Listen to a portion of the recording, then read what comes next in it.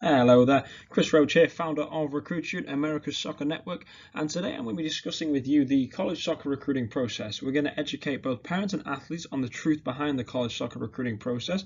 We're going to shed some light onto some of the common misconceptions and common mistakes that athletes make, and then we're going to talk about some of the different divisions and provide some insider tips onto how it is that you can make sure that as an athlete, you're going to get in front of the college coaches that are going to be the best fit for you, both athletically and academically. So what is Recruit? Recruit is like the LinkedIn of the college soccer recruiting process.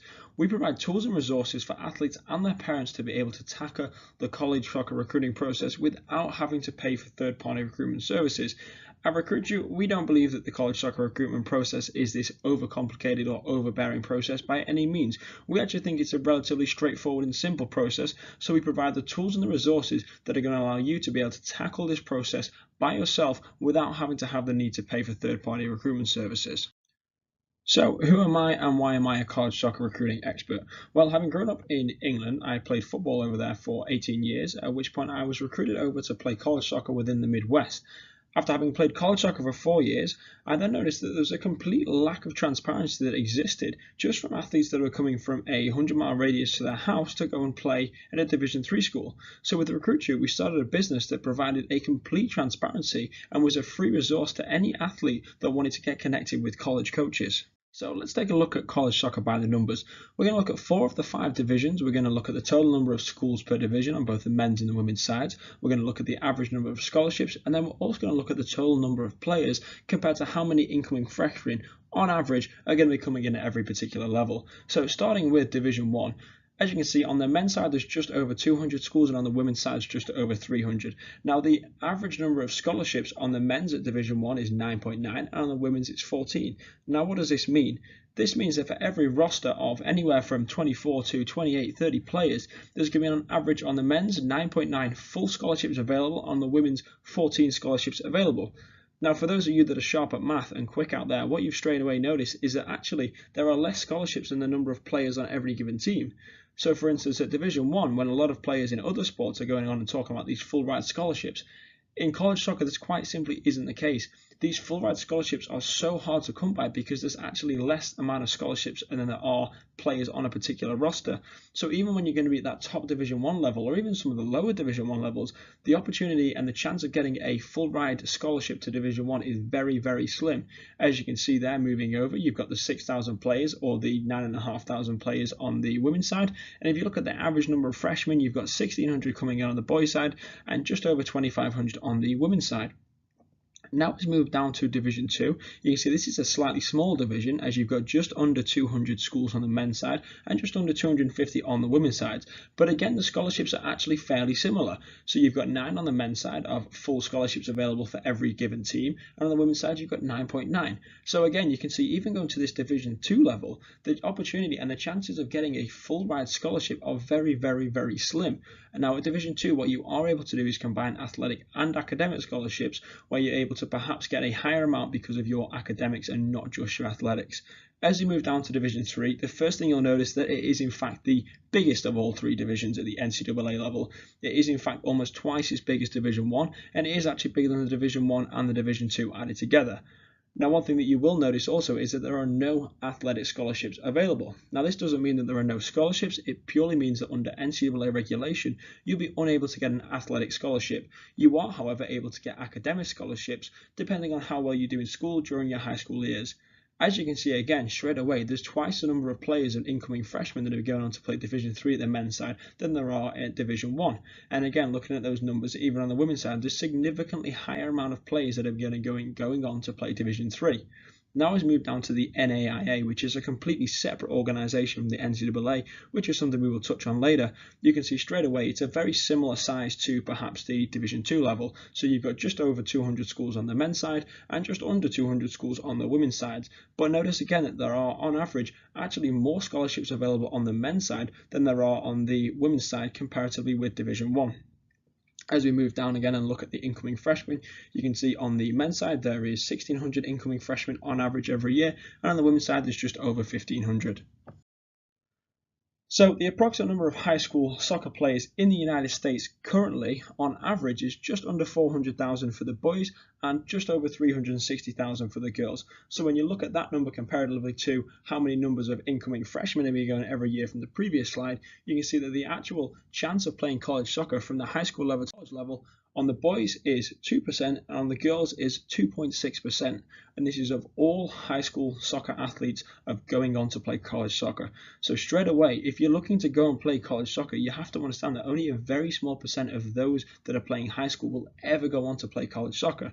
Now, at Recruit, we're a big believer that isn't necessarily all down to talent. This is often given to opportunity as well. So what we're working very hard to do is provide an opportunity for every athlete to be able to get connected with college coaches at schools that are a good fit for them athletically and academically, and hopefully see more athletes year on year going on to play college soccer. So let's talk about the 5 divisions that exist. So in the NCAA, you've got 3 separate divisions. You've got Division 1, 2, and 3, which we touched on very briefly. Then you've got the NAIA, which is a completely separate governing body of athletics. And then finally, you've got the NJCAA, which is the National Junior Colleges Athletic Association. And again, I'll go into a little bit more detail as we progress further throughout this webinar. So NCAA versus NAIA versus NJCAA. So the National College Athletic Association consists of the 3 separate divisions, which I'll break out into a little bit later. Then you've got the National Association of Intercollegiate Athletics, which is the NAIA, and this is a sole division, and it's a completely separate governing body to the NCAA. Finally, we have the National Junior Colleges Athletic Association, and again, this is a separate and governing body, and this consists and made up of 2-year colleges and community colleges. Similar to the NCAA, however, it is divided into 3 separate divisions and actually follows relatively similar guidelines to NCAA Division 1, 2, and 3, as we'll start to progress and touch on as we move throughout this PowerPoint. So, NCAA Division 1. Now, this is where you're going to see all the big football games that you're going to be seeing on the television and the big basketball games. This is the March Madness kind of schools.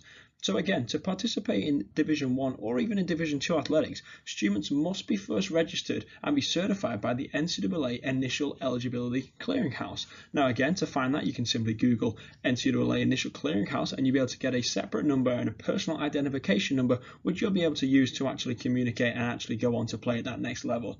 Now, Division 1 schools are able to offer athletic scholarships. Moving on to NCAA Division 2, again, to participate in these, you will need to be certified by the NCAA Initial Eligibility Clearinghouse. Now, Division 2 relies on a partial scholarship model, and what this means is that they're able to combine both athletic and academic scholarships to offer the maximum amount of scholarship to every given athlete. So again, in college soccer, quite often it's important to make sure that the academics are very high, as this can quite often be a very important and a crucial element of the college soccer recruiting process. Finally, NCAA Division 3. Now, NCAA Division 3 schools are generally the smallest in the NCAA. However, some larger schools, such as New York University, are Division 3. Many of the 420 schools are private and are of very high quality academically.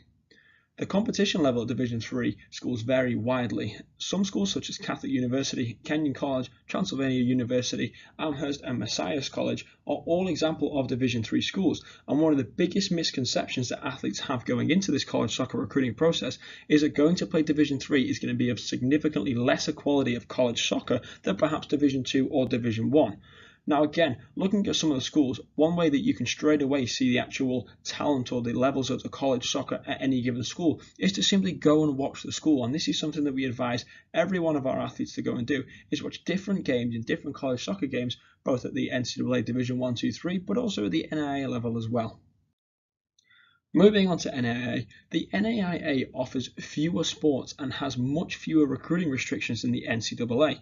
The level of play is somewhere perhaps between the Division 2 and Division 3 level of the NCAA, but this is often up for debate. It includes nearly 300 schools, most of which are smaller in size. Now, the NAIA recruitment process is much simpler, and since there's no clearinghouse and fewer restrictions on the contact between the student athletes and the coaches, it's quite often much easier to get recruited to play NAIA. However, there are a significantly higher amount of international students playing in the NAIA due to the fact that not the NCAA regulations on having played professional before coming to America. Now, to participate in NAIA athletics, you must be registered with the NAIA Eligibility Centre, which again is a similar process to the NCAA Eligibility Centre. Then we have the NJCAA, which is the National Junior College of Athletic Association. Similar to the NCAA, the National Junior College Athletic Association is separated into 3 distinct divisions. Again, you've got Division 1, which is able to offer athletic scholarships. You've got Division 2, which is able to offer both athletic and academic scholarships. And you've got Division 3, which can only offer academic scholarships. So what is the number one factor for college soccer recruiting process? Now, again, many of you are going to be thinking perhaps it's going to be the actual college soccer team, it's going to be the level you're playing at, it's going to be the league that you're going to be playing in, or perhaps even the club team that you play for. But you're all wrong, it is the academics.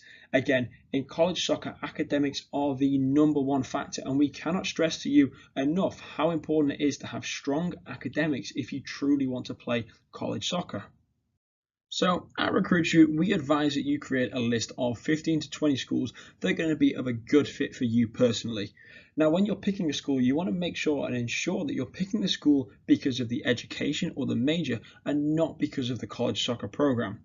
Again, what we saw earlier is that there's only a very small percent, in fact less than 3% of those going from high school to play college soccer, and the chances of going to play college soccer to professional are even smaller. So again, when you're looking at playing college soccer, you want to be picking these schools because they have your major, because they're a good fit for you. And the number one question that you have to be able to answer when you're looking at any given school is, God forbid that I get a career-ending injury, would I still be happy to be part of this school? And if you can truly answer yes, then this school is going to be a good fit for you. So finding the schools with your major and a soccer team. Now again, before Recruit-Shoot, what you would have to do is spend hours researching into every single institution that perhaps had your major, and then finding out whether they had a college soccer team, and then looking at which division they play in, and then perhaps if you come from a particular religious affiliated high school, such as a Catholic high school, and you understand that you'll be able to get a either tuition waiver or a discounted tuition rate because you go to a Catholic college, it's just an hours of research that you would have to put in to find any of these schools. So what we've done with Recruit-Shoot is we've actually provided a free college finder database which you can search through every men's and women's college soccer team in the country based on state, based on religious affiliation, based on division, and also by major. So for instance, if you want to go and study biochemical engineering at a Catholic school in Illinois at Division 3 level, in just seconds you can find a list of all the schools that are going to match your criteria, making your job a whole lot easier. So contacting the coach, and again, first things first, while parents, you may be the one signing the check, at the end of the day, this communication has to happen between the athlete and the coach. If you're that parent that is calling and emailing coaches for your son or daughter, then you are doing them more harm than good. In every athlete that we advise throughout the college soccer recruitment process, it is absolutely imperative that they are the ones that are doing the work. Unfortunately, as a parent, although this might be completely infuriating, if your son or daughter isn't willing to put in the time and the effort now to contact college coaches or to actually put the outreach out there, then they're not going to survive playing college soccer. So, communicating with college coaches. Consider the college soccer recruiting process like trying to get hired for your dream job, and that's exactly why we call ourselves the LinkedIn of the college soccer recruitment process. So first of all, how will you stand out from your other applicants? On Recruit-Shoot, your profile is your academic and athletic resume, and your highlight tape is effectively your first interview, and therefore again it is completely imperative to make sure that your highlight tape is of a good standard. Now again, another common misconception that comes down to these highlight tapes is that by simply having a highlight tape, you will ensure that you will get recruited, or even in fact believing that a college coach is going to recruit you purely from a highlight tape. Having interviewed 200 plus college coaches, the feedback that we got from college coaches on their opinion of a highlight tape is that it's simply a way to get your foot in the door. It's a way to grab the college coach's attention, but no college coach is going to recruit purely off a highlight tape, perhaps unless they're international, for instance. But domestically, when you're looking to go and play college soccer, what you should be using your highlight tape is a way to get your foot in the door and to get the college coach's attention, and then from there, that's when the lines of communication can really begin. So what are the 4 elements of the college soccer recruitment process? First of all, you've got the most important, which is the grades. Then you've got, do you actually fit the coach's system? Finally, there's the finances. Are you going to be able to afford to go to a particular college, no matter whether you get an athletic or an academic scholarship? Are you actually able to afford to attend that college? And finally, there is the soccer ability. And with this, you have to be completely honest, and you have to be able to say to yourself, am I a Division 1 athlete, or am I perhaps a Division 2, a Division 3, or an NAA, or even a junior college athlete, depending on the grades and how far I want to move from home? By being honest with yourself, which is often the most difficult thing to do, you're going to make sure that you have a much higher chance of getting recruited, because quite often if you're a mid-Division 3 athlete and you're going to be applying for Division 1 schools and trying to communicate with Division 1 coaches, you won't be playing college soccer. Now, this doesn't mean that you're not good enough to play college soccer. It simply means that you're not good enough to play college soccer at this particular school. And that's fine. That's completely fine. At that point, if you are completely honest with yourself, you can begin to look at other schools that may be a better fit for you. So the college soccer recruiting timeline, and again, this is up for debate with a lot of colleges and a lot of different clubs. However, most do agree with us when we say that the college soccer recruiting process, it begins the moment you walk into a classroom freshman year, because if you have a down year for grades or academically, it's very difficult to be able to drag that grade back up throughout the rest of your high school career. And as we've all seen before, academics are the number one component of the college soccer recruiting process. It is absolutely imperative to make sure that you get off to a strong start by getting a high GPA your freshman year and taking the classroom aspect very, very seriously.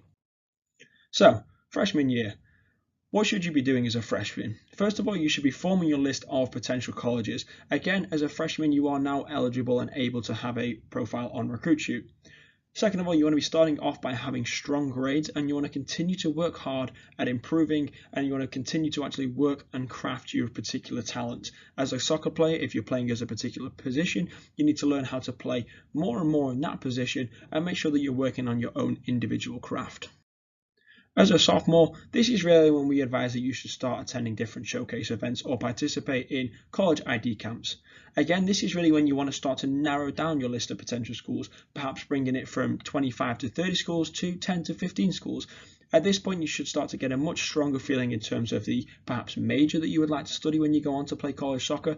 And from here, you can really start to get a much more thorough understanding of what type of athlete are you, judging on the particular club team that you play for, judging on a particular high school team that you play for. You should be looking to try and measure yourself up to see what kind of athlete am I. Am I the best on my team at a very high club level and therefore perhaps looking to play Division 1?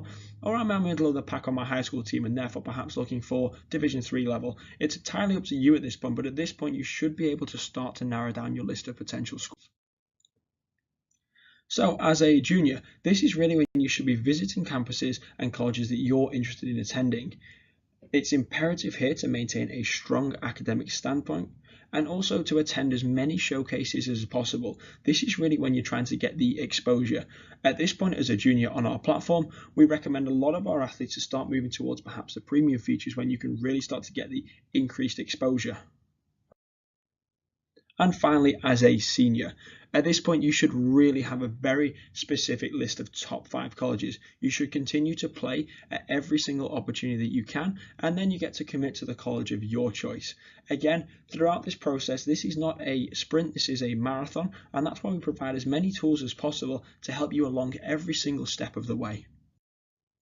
So the simple things that will make you stand out. And again, as we mentioned earlier, applying to play college soccer is like applying to your dream job, and you're not the only person applying. You are one of hundreds of applicants that are applying, and with a less than 3% chance of getting on to play the college soccer, it's the little things that quite often can make the difference.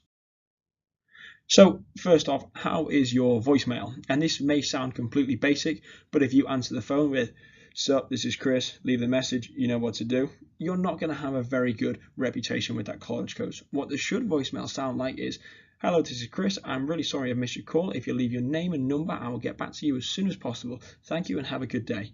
Again, it's the little things like this that are going to go a long way with college coaches, and you might be surprised at how much of a difference this can make in terms of being able to get recruited from one school to another. Are you attentive to your emails? Secondly, are your emails of a professional name or professional manner? If you're hotdude@hotmail.com, then this is not a good email to be able to give out to college coaches. By creating a professional email, which you'll be checking every 2 to 3 days when you really get into that recruiting process, you need to make sure that you're being as attentive as possible. Quite often when college coaches send you an email, if you've not responded within 3 to 5 days, straight away they've just crossed you off that list. And this is a very simple thing to do that's really going to help you stand out throughout the college soccer recruiting process. What does your social media look like? I cannot express in enough detail or cannot express high enough how much this is a make or break for a number of athletes every single year. And this isn't just exclusively to college soccer. I'm sure you've all seen in the newspapers or in the papers online how often social media is killing athletes' dreams of going on to play college soccer. You're seeing top football, top basketball, top baseball recruits who are going to some of the biggest schools in the country not being offered scholarships or having scholarships taken away from them because of social media. So again, it might not seem important at this particular moment, but I cannot stress enough how much you need to clean up your social media. And this isn't as simple as just making it private. Just because you have your Facebook profile set to private or your Instagram set to private does not mean that it's not difficult to find pictures of you. You can have friends that have tagged you in different things. You can have different family members that have tagged you in things. It is absolutely imperative to make sure that your social media accounts are clean. If you've got pictures with you and the lads out on a Friday night and there's red cups, there's beers, there's whatever else in these images, these can be detrimental to your college soccer recruiting process and can make or break your entire process. The last thing you want to do is get to your senior year, have a great opportunity to play college soccer and get it all ripped away just because you have some pictures out from you on a previous Friday night. We get it that you're young, you're 17, 18, but again, I cannot stress enough how important it is to make your social media clean. Do you attend college soccer games? Again, we talked about it earlier between the differences between Division 1, Division 2, Division 3, NAIA, and even at the junior college level. For you as an athlete to be able to say, yes, I'm going to be an athlete of this particular caliber. Yes, I'm a Division 1 athlete. Yes, I'm a Division 3 athlete. In order to be able to make these kind of presumptions or even make these kinds of decisions, you need to know what these levels play like. So again, go and visit some Division 3 games. Go and visit some Division 1 games. Make sure you're attending college soccer games at different levels all the time. Because again, what you'll start to see is perhaps one Division 3 soccer program might be very, very good, but you might then go and look at a Division 1 program and think, actually, that Division 3 program could probably beat them. But again, there's no way of knowing this without actually attending the schools. So if you're interested in, say, 5 or 6 different colleges that are going to be within your area, go and watch them play and really get a feel for what it's going to be like to be part of that team.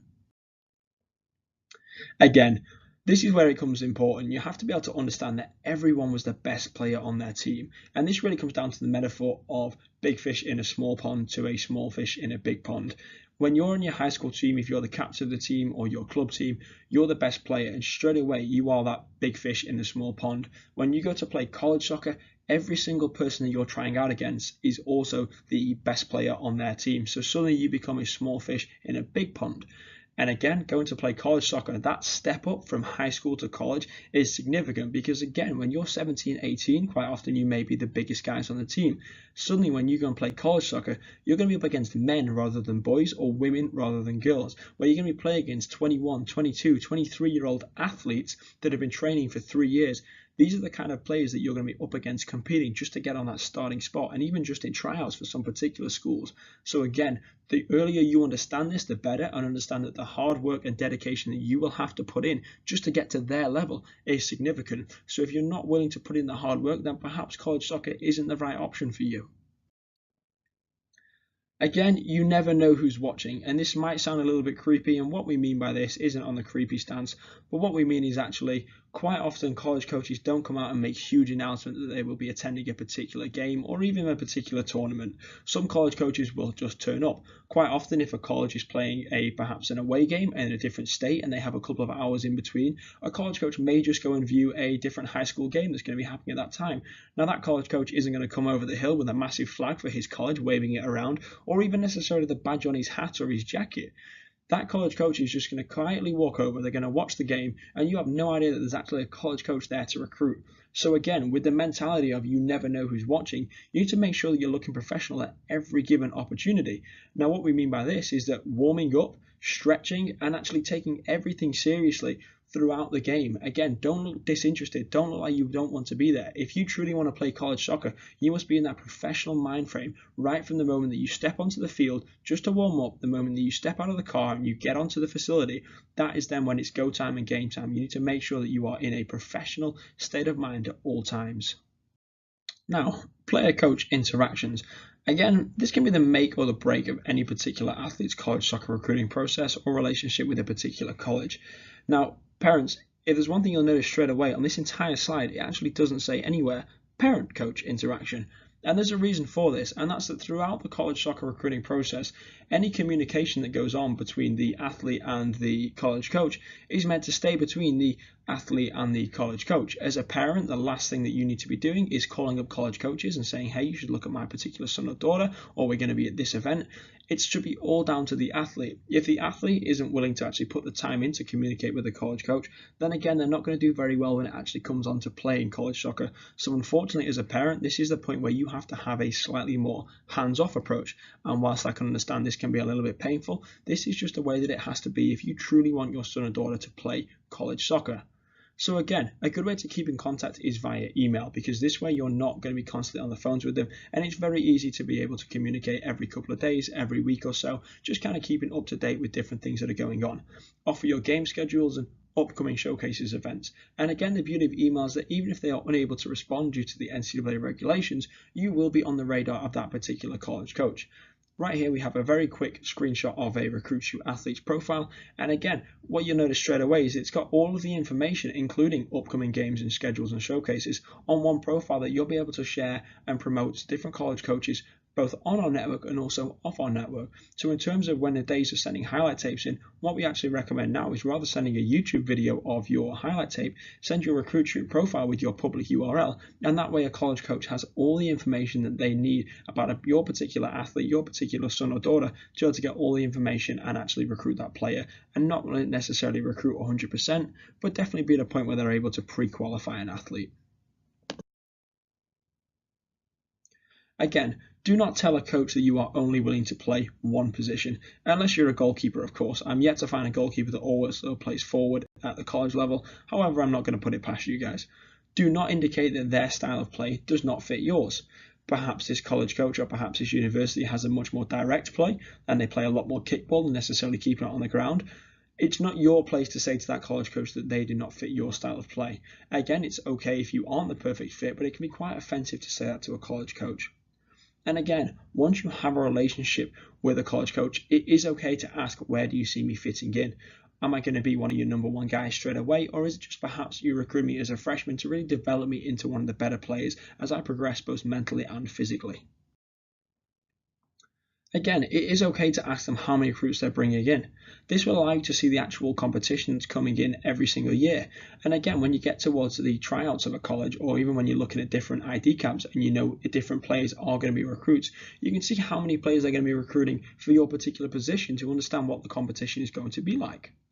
And again, ask about the academic support that would be available to the athletes on campus, because what a lot of high school athletes don't understand is that the commitment to playing college soccer is monumental, and therefore quite often academic support is needed for some of the different players on the team. So make sure that there is that sort of theory set in place, and that there are going to be the tools and resources available to you to be able to make sure that you get the grades as well as the athletics. And once you commit, ask your college coach for a copy of the testing requirements and a workout plan, and make sure you do it, because as we mentioned earlier, where you're coming from that perhaps 17-year-old, 18-year-old that's perhaps the biggest on the team, suddenly you're going to be a very, very small athlete compared to your peers. So make sure you've got the testing requirements and the workout plan, because the last thing you want to do is get in freshman year and fail your fitness test. This does not go very well or resonate very well with college coaches, and believe you me, they tend to remember things like this.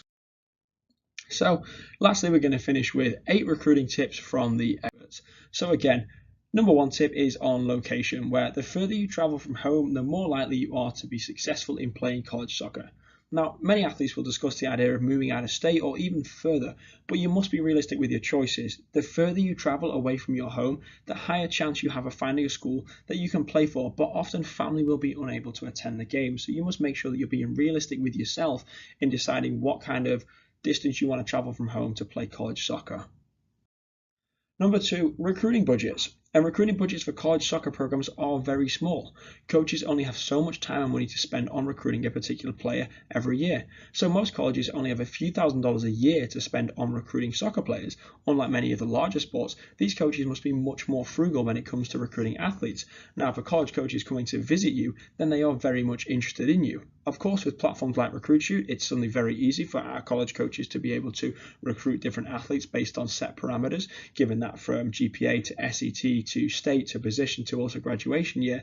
So again, what we're doing with Recruitshoot is allowing college coaches the ability to be able to find the best quality candidates for their particular program. So if a college coach is coming to view your particular game or come and view your team, again, that means that they're very interested in you. So this is a good thing. Tip number 3, time commitments. It takes 200 plus hours of hard work to get recruited to the school of your choice. So again, as a high school athlete, are you willing to put the work in that it takes to get recruited? Now this covers everything from researching into different schools, to communicating with coaches, to visiting campuses, to attending tournaments and showcase events.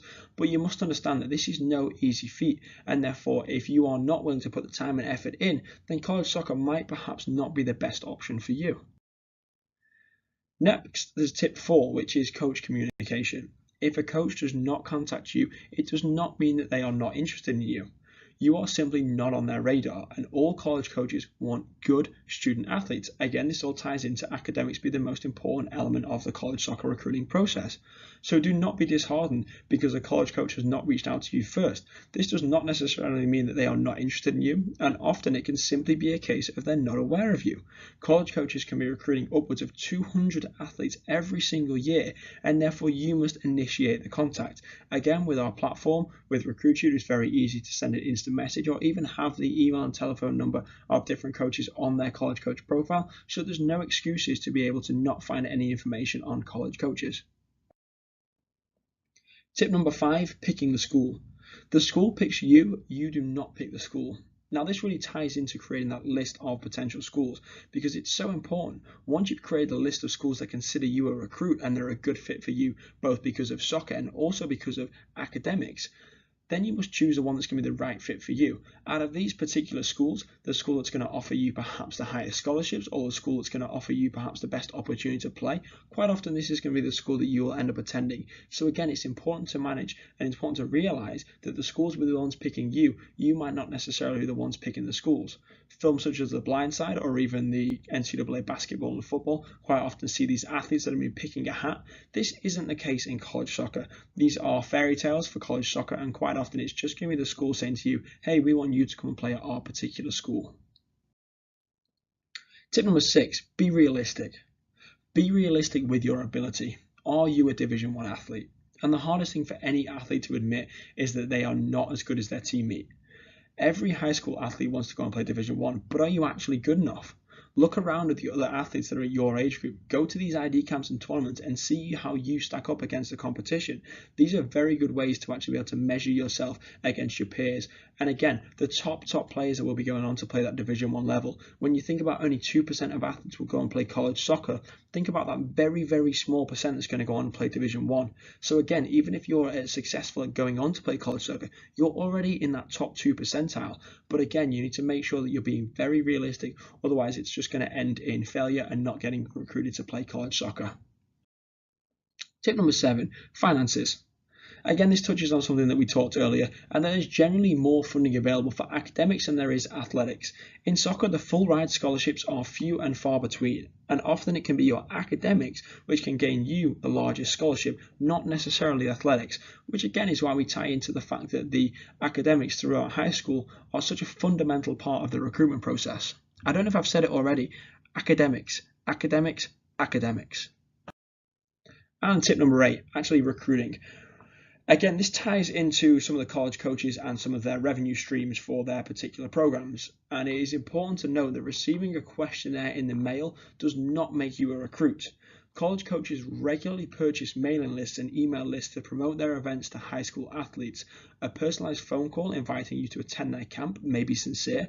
However, a target mail campaign does not mean that they are recruiting you. Similar to the fact if you receive a mass email inviting you to a college ID camp, this does not necessarily mean that you are a recruit, but rather that you are on this college coach's emailing list. This is a very important factor to remember. So getting recruited with RecruitShoot. Again, with RecruitShoot, we have two different options that are available to our athletes. Firstly, there are the free profiles, which is everything that we've talked about throughout this webinar. So you can create your academic athletic resume. You can connect with 200 plus college coaches. You can upload highlight tapes. You can use our College Fit Finder database to find your perfect schools. And you can instantly message and reach out to all of the college coaches that are on our platform. And of course, for those that are definitely 100% set on college soccer, then perhaps want to take it to that next level, we do have our pro profiles as well, which is starting at $10 a month, and it includes all the prior and the ability to upload multiple highlight tapes. We've got College Coach Insight, so you can see when your college coaches are viewing your profile and when they've shortlisted you, and you'll be able to appear higher in quite a lot of the college coaches search results when they're actually coming in looking for athletes. Thank you for watching. I hope you've seen a lot of value and had a lot of light shed on some of the common misconceptions that go on throughout the college soccer recruiting process.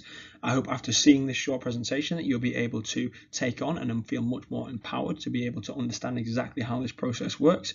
Again, if anybody has any questions, feel free to email me at info@recruitshoot.io or visit our website for much more detailed resources and guides, or for any further information at www.info.recruitshoot.io. And again, if anybody wants to have any more kind of regular updated content on how the college soccer recruitment process works, please follow us on Facebook, Instagram, YouTube, or Twitter, as we regularly push updates and regularly push information on the college soccer recruiting process. With that being said, I wish you all the best of luck when you try and take on this college soccer recruiting process by yourself. And with that, have a great day.